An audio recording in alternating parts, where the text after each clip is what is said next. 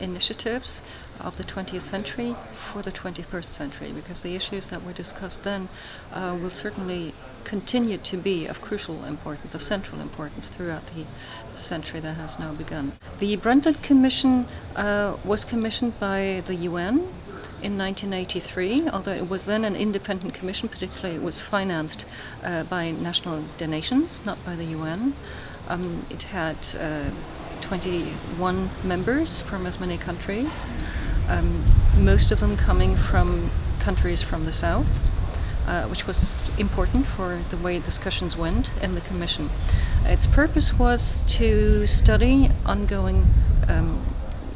ecological problems with ongoing development and ideally make recommendations for the type of development that the globe could take until the year 2000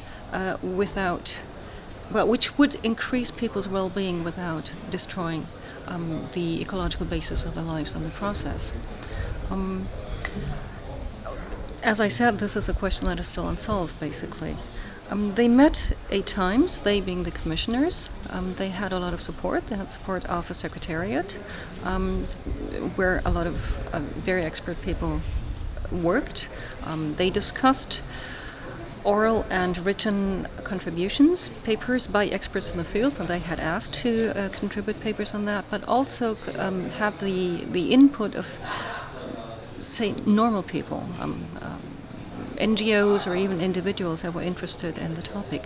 They had specifically asked for that, basically to the entire public. Whoever was interested could write to them and make his or her voice heard. They discussed a whole list of issues, things like industry, population, international economic structures, urbanization, biodiversity loss, and some other things. So, a very broad range of topics.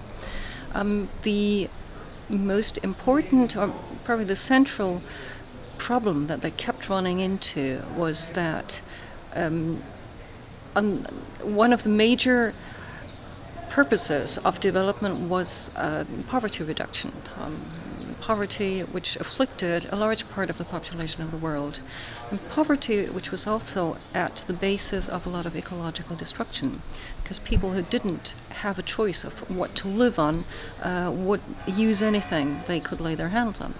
Obviously, destroying water or destroying fragile ecosystems in the process. To help them, you would need to have development, particularly economic growth.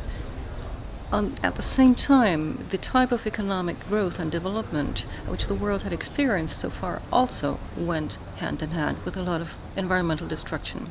So there is a built-in dilemma, or a built-in, doomed if you do and doomed if you don't.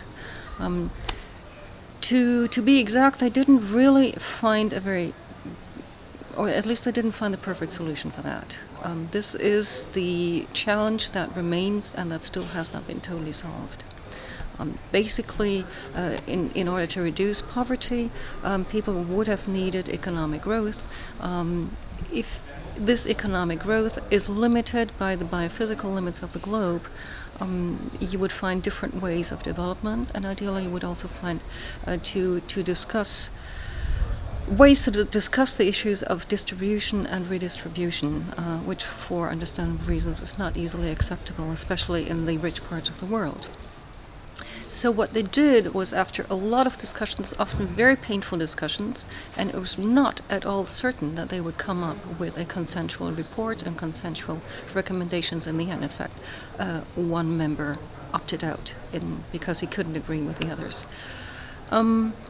So what they did achieve in the end was a report with a very detailed analysis, which really took into account everybody's views. Everybody I talked to agreed that this was really a group project. It was not just a few people, but everybody had his or her voice in there.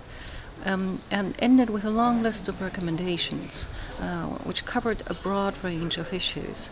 We don't have time that I list them all. The most important principle that they kept repeating again and again is that the economy and the environment could be made compatible if they were integrated throughout. That is, if at every level, that is international, national, regional, global, and personal also, and corporate also, every economic decision takes into account already possible environmental repercussions. So this would just have to become an automatic part of all considerations concerning development. This would be the key issue, or the key method, something that makes sustainable development really a new developmental concept, something distinct from other concepts before. They also recommended some practical measures, things like having central coordination for this for developmental, or for this nexus of developmental and ecological questions and problems, which should be centered at the UN. They suggested the creation of new institutions, which should be helpful, for instance, in the legal field, so that legal conflicts about environmental problems should be handled by a specific legal entity, and also very importantly for financial problems, financial questions, and how to finance the transition from the ongoing, often destructive form of development into a more environmentally friendly, sustainable form of development. Part of that was the definition for which it became famous of sustainable development being development that satisfies the needs of current generations without destroying the possibility of future generations to satisfy their needs. This has become very famous, but I would like to emphasize that its work was really on a lot more than that, and its report is very well worth rereading today. Also often left out is that this definition also included that the needs of the poor should take priority in all considerations, and that this process also ran across certain limits. What it did achieve was that sustainable development became a household name, and that it's now part on the international agenda and on national agenda, that it's been recognized throughout all classes of people and around the world.